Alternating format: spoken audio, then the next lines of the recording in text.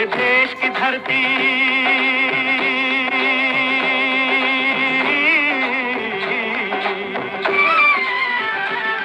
मेरे देश की धरती, सोना उगले उगले हीरे मोती, मेरे देश की धरती। Thank your stars, you are in India. You are happy, safe and well fed, if not prosperous. जैसे ही आप टीवी ऑन करते हैं तो आपको चारों तरफ की दुनिया खून की प्यासी नजर आती है। इंसान इंसान से लड़ रहा है और लगता है जैसे थर्ड वर्ल्ड वॉर अभी शुरू होने ही वाला है। नमस्कार दोस्तों, आप बहुत भाग्यशाली और खुदकिस्मत हैं अगर इस वक्त आप भारत में हैं। भारत में है यानी कि आप सेफ हैं। क्या थर्ड वर्ल्ड वॉर शुरू हो चुका है या ये केवल एक अटकलबाजी है, एक कल्पना मात्र है? इसको समझने के लिए हमें वर्ल्ड वॉर 1 और वर्ल्ड वॉर 2 के शुरू होने के कारणों को समझना होगा। आइए संक्षेप में जानते हैं। 28 जून 1919 को फ्रांस में वर्ल्ड वॉर 1 के एंड के दौरान जर्मनी पर वर्साई ट्रीटी थोपी गई, जो उसके लिए बहुत शर्मनाक ट्रीटी थी। इसमें इसको बहुत बड़ा टेरिटोरियल लॉस हुआ, इसको अपने देश को डीमिलिटराइज करना पड़ा और एक बहुत बड़ा हर्जाना अलाइड पावर्स को पे करना पड़ा। जर्मनी वर्साई ट्रीटी में अपने साथ हुए अन्याय को कभी भूल नहीं पाया। जैसे जैसे लीग ऑफ नेशंस कमजोर होने लगे, आर्थिक मंदी का दौर शुरू होने लगा और जर्मन नाजी आइडियोलॉजी एग्रेसिव तरीके से जोर पड़ने लगी, तब एडोल्फ हिटलर ने 12 मार्च 1938 को ऑस्ट्रिया पर हमला बोल दिया और उसको अनअपोज्ड जर्मन रीच में शामिल कर लिया। जर्मनी ने 1 अक्टूबर 1938 को चेकोस्लोवाकिया के सुडेटनलैंड रीजन पर कब्जा कर लिया। यहां पर एथनिक जर्मन्स रहा करते थे। 1 सितंबर 1939 को जैसे ही जर्मनी ने पोलैंड पर आक्रमण किया, वर्ल्ड वॉर 2 की शुरुआत हो गई। विश्व की आज की परिस्थिति भी कुछ ऐसी ही है। यूनिटी न होने के कारण नेटो का सुरक्षा कवच चरमरा रहा है। यूरोपियन यूनियन अपने सेपरेट डिफेंस अम्ब्रेला की बातें कर रहा है। यूक्रेन पर एक पीस ट्रीटी थोपी जा रही है, जिससे डोनेट्स्क और लुहांस्क टेरिटरी लॉस उसको हो सकता है। रशिया को उसको एक बहुत बड़ा हर्जाना देना पड़ सकता है और मिनरल्स का एग्रीमेंट यूएसए के साथ तो जग जाहिर बात है। इधर डोनाल्ड ट्रंप द्वारा एग्रेसिव फॉरेन पॉलिसी और एग्रेसिव ट्रेड पॉलिसी का जो नक्शा पेश किया है, उससे विश्व के देशों में हलचल मच गई है। कनाडा को बार बार अमेरिका का 51st प्रोविंस बताना, ग्रीनलैंड को अमेरिका में शामिल होने की बातें करना, गल्फ ऑफ मैक्सिको को गल्फ ऑफ अमेरिका डिक्लेयर करना और पनामा कैनाल पर कब्जा करने की धमकी देना, मैक्सिको, कनाडा, यूरोपियन यूनियन और चाइना पर हैवी टैरिफ लगाने के प्रस्ताव रखना, इन सब बातों से विश्व में हड़कंप मच गया है। उधर 7 अक्टूबर 2023 को हमास के अटैक में अपने 1200 लोगों की मौत के बदले इजराइल ने मिडिल ईस्ट में तकरीबन 45 से 50 हजार लोगों को मौत के घाट उतार दिया है। आज भी सीरिया, लेबनान और गाजा में उसका मिलिट्री एक्शन जारी है। हालांकि 7 अक्टूबर 2023 के बाद इजराइल के भी 1600 लोगों की जानें गई हैं। हूती का इजराइल और यूएसए के मैरीन शिप्स पर मिसाइल अटैक और अमेरिका द्वारा यमन में हूती ठिकानों पर एयर स्ट्राइक्स मैटर को और कॉम्प्लेक्स कर देते हैं। उधर ईरान द्वारा हूती को मटेरियल, फाइनेंस और आर्म्स एम्युनिशन की सप्लाई और उसका लेबनान के हिजबुल्लाह के साथ नेक्सस, गाजा में हमास के साथ नेक्सस और रूस के साथ घनिष्ठता और साथ में कहा जाता है कि एटॉमिक बम के वो काफी क्लोज आ गया है। ये सब को देखते हुए अमेरिका को एक अपॉर्चुनिटी मिलती है ईरान को कंटेन करने की, और ये सब एक्टिविटीज विश्व को थर्ड वर्ल्ड वॉर की तरफ धकेलती सी दिखाई दे रही हैं। वहीं दूसरी ओर विश्व तनाव का एक कारण चाइना का ताइवान को एनेक्स करने का थ्रेट और इंडो पैसिफिक रीजन में हेगेमनी भी है।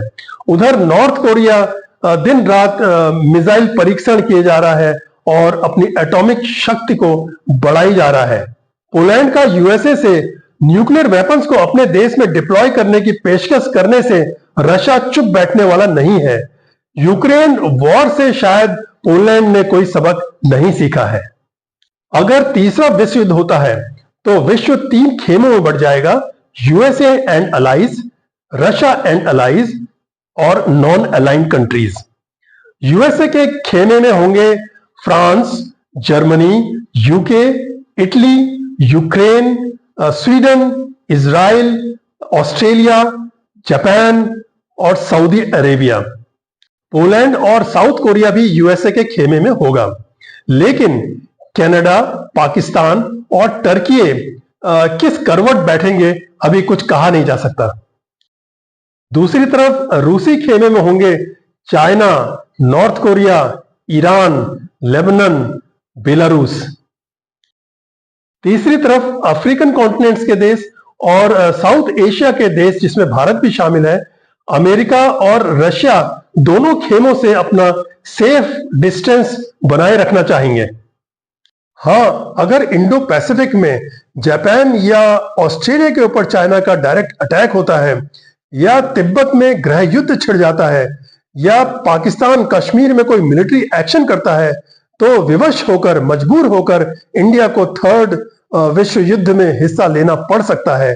ऊंट किस करवट बैठेगा यह तो समय ही बताएगा। चलिए जरा नजर दौड़ाते हैं अपने चारों तरफ की दुनिया पर, खासकर Pakistan, Afghanistan, Iran, Saudi Arabia, Yemen, Lebanon, Israel, Gaza, Sudan, democratic Republic of Congo, Turkey, Mexico, Panama, Ukraine, USA, Bangladesh, north Korea, Syria और म्यांमार पर। पाकिस्तान में खैबर पख्तूनवा और बलूचिस्तान जल रहा है। पंजाबियों के खिलाफ या कहिए कि मेनलैंड पाकिस्तानियों के खिलाफ बलूच लिबरल आर्मी और पाकिस्तान तालिबान ने जंग छेड़ रखी है, और आज पाकिस्तान इंडिया के अगेंस्ट ट्रेन किए हुए टेररिस्ट का खुद ही शिकार हो गया है और टूटने के कगार पर खड़ा है। पाकिस्तान की तहरीके इंसाफ पार्टी पीटीआई के हेड इमरान खान को पिछले 1.5 साल से जेल में डाला हुआ है और उनको नेशनल इलेक्शन में लड़ने भी नहीं दिया गया। तहरीके तालिबान पाकिस्तान टीटीपी ने 19 दिसंबर 2014 में आर्मी पब्लिक स्कूल पेशावर के 150 बच्चों को जान से मार दिया, और फरवरी 2025 में बलूचिस्तान में गनमैन ने 7 पंजाबी पाकिस्तानियों को बसेस से उतारकर कत्ल कर दिया। बीएलए ने 11 मार्च 2025 को क्वेटा के नजदीक जफर एक्सप्रेस ट्रेन में बॉम्ब ब्लास्ट करके उसको डिरेल कर दिया और 26 पाकिस्तानियों को मार दिया, और 16 मार्च 2025 को नौशकी में बस एम्बुश करके 90 पाकिस्तानी। अफगानिस्तान की तालिबान सरकार का पाकिस्तान, चीन और यूएई को छोड़कर बाहरी मुल्कों से कोई डिप्लोमेटिक रिलेशनशिप नहीं है, कोई व्यापार नहीं है। 11 दिसंबर 2024 को हुए सुसाइड बॉम्ब धमाके में तालिबान का वरिष्ठ नेता खलील हक्कानी मारा गया। पाकिस्तान के साथ बॉर्डर डिस्प्यूट्स को लेकर आए दिन तोरखाम एरिया में एयर स्ट्राइक्स और बम्बार्डमेंट होते रहते हैं। डोनाल्ड ट्रंप ने भी अफगानिस्तान के यह कहते हुए स्क्रूज टाइट किए हैं कि सारे वेपन्स यूएसए को वापस करें क्योंकि वो उनकी संपत्ति है। कुल मिलाकर आप कह सकते हैं कि अफगानिस्तान में आप सेफ नहीं हैं। सुन्नी बाहुल्य इस्लामिक वर्ल्ड में ईरान एक शिया मेजोरिटी वाला देश है। शाह रजा पहलवी के समय ईरान में एक मॉडर्न और प्रोग्रेसिव सोसाइटी थी, जबकि आज औरतों की स्वतंत्रता पर मॉरल पुलिस के जरिए कई पाबंदियां लगाई हुई हैं। हालांकि ईरान कंपैरेटिवली काफी डेवलप्ड है और न्यूक्लियर बॉम्ब का सपना संजोए हुए है। 3 जनवरी 2020 को यूएसए ने ईरान के मेजर जनरल कासिम सुलेमानी की ड्रोन के जरिए इराक के टूर के दौरान हत्या कर दी। यूएसए से इसकी तकरार और इजराइल के साथ इसकी दुश्मनी ईरान को कुछ मायने में अनसेफ बनाती है।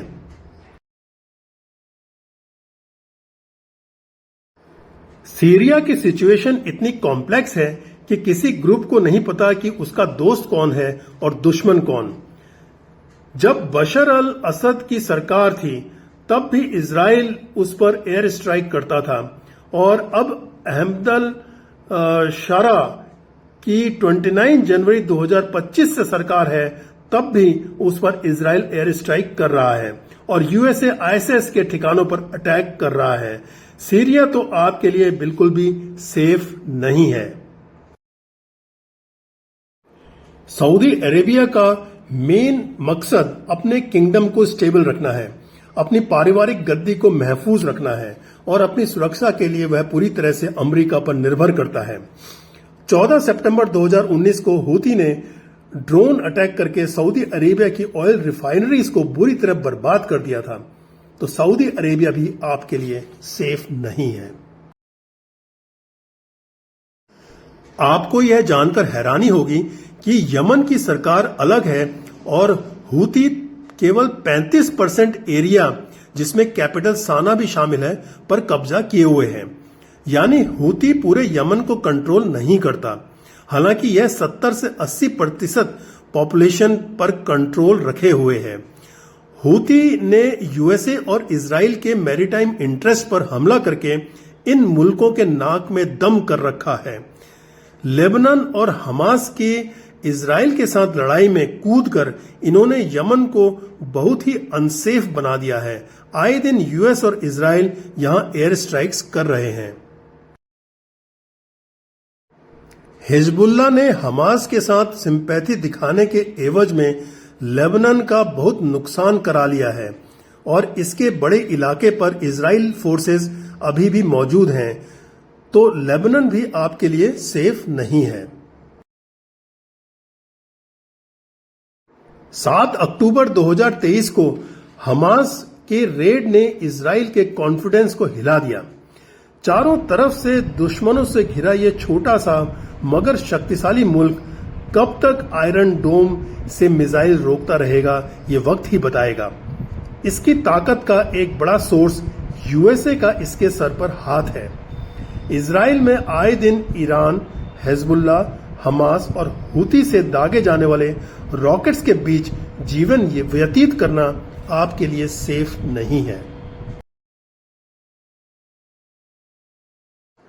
7 अक्टूबर 2023 को हमास ने इजराइल पर रेड कर तो दी, लेकिन इसके पास अपने को डिफेंड करने के लिए या पलटवार करने के लिए कोई एयरफोर्स, लैंड फोर्स या नेवी नहीं है।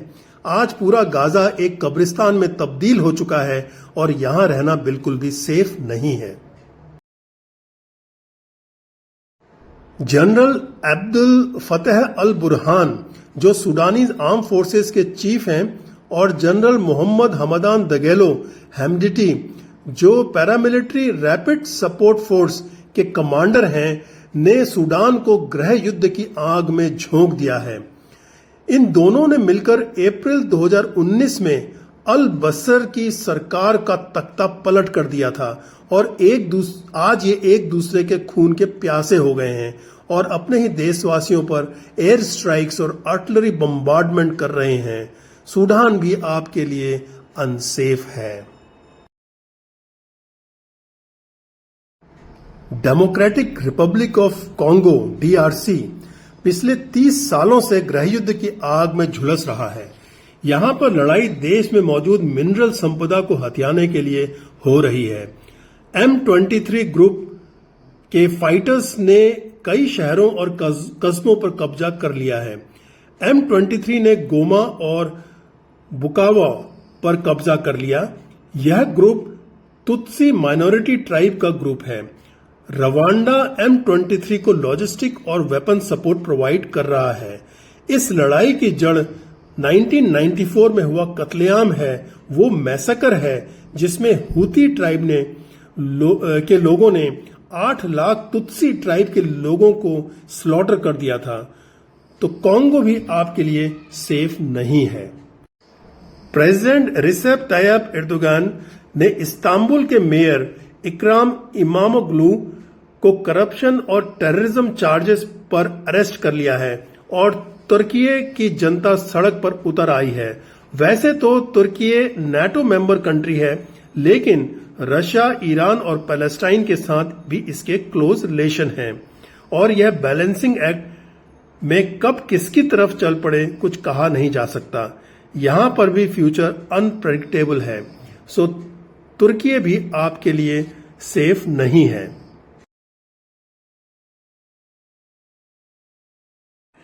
ड्रग लॉर्ड्स और क्राइम ने मैक्सिको को काफी अनसेफ बना रखा है। ऊपर से मैक्सिकन्स की यूएसए में इलीगल माइग्रेशन ने काफी टेंस सिचुएशन क्रिएट कर दी है। गल्फ ऑफ मैक्सिको को गल्फ ऑफ अमेरिका बनाने के ट्रंप के फैसले ने भी यहां पर टेंशन को बढ़ा दिया है, तो मैक्सिको भी आपके लिए सेफ नहीं है।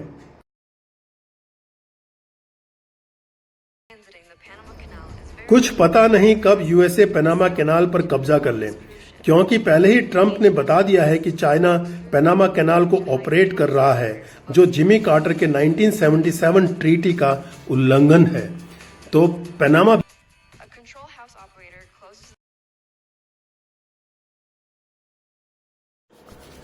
यूक्रेन के लोगों ने एक कॉमेडियन बाय प्रोफेशन को मुल्क की कमान पकड़ा दी और उसने नाटो ज्वाइन करने की जिद पकड़ ली। रशिया की वार्निंग्स को हल्के में लिया और आज ना तो देश साबुत बचा है और ना ही नाटो की मेंबरशिप मिली है, और ऊपर से इतना विनाश और हजारों लोगों की मौत सो अलग। तो यूक्रेन भी आपके लिए सेफ नहीं है। अमेरिका का गन कल्चर इसे बहुत अनसेफ बना देता है। 2024 में 488 मास शूटिंग्स हुई थी। शूटआउट्स में हर साल अमेरिका के तकरीबन 45 से 50 हजार लोग मारे जाते हैं। ऊपर से इलीगल इमिग्रेशन की आड़ में ट्रंप ने जिस तरीके से हथकड़ी लगाकर सर मुड़वाकर दूसरे मुल्कों के नागरिकों को वापस भेजा है, तो अमेरिका भी आपके लिए सेफ नहीं है। और अब तो ग्रीन कार्ड होल्डर्स भी जिटरी हो रहे हैं। आए दिन फॉरेस्ट फायर और टॉर्नेडोज भी अमेरिका को अनसेफ बनाते हैं।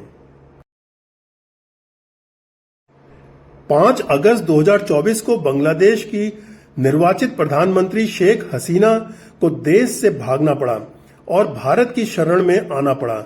आज यहां अराजकता है और कोई भी निर्वाचित सरकार नहीं है। रेप, मर्डर्स और कम्युनल दंगे हो रहे हैं, सो अलग। तो बांग्लादेश भी आपके लिए सुरक्षित नहीं है।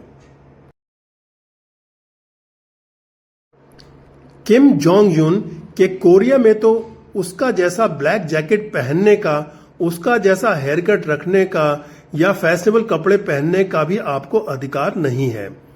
सरकार के खिलाफ बोलना तो मौत को न्योता देना जैसा है। नॉर्थ कोरिया आए दिन न्यूक्लियर मिसाइल टेस्ट परीक्षण करता रहता है और आपके लिए बिल्कुल भी सेफ नहीं कहा जा सकता।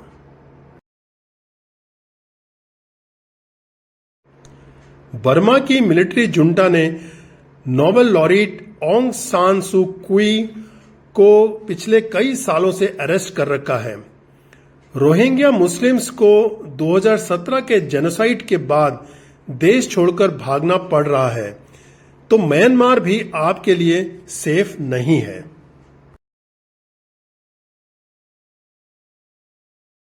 अब आप बताइए, क्या आप खुश नहीं हैं लखनऊ का चिकन कुर्ता पहनने में, हैदराबाद की बिरयानी खाने में, पंजाब के छोला भटूरा खाने में और असम की चाय पीने में?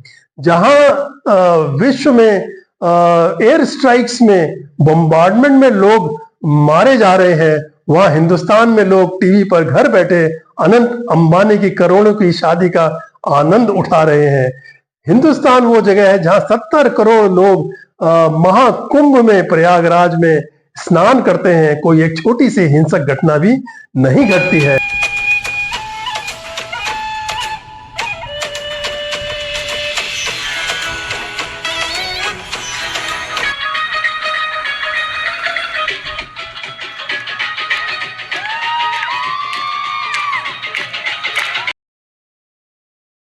Friends, you are lucky to be in India. Be contented, be happy. Jai Hind.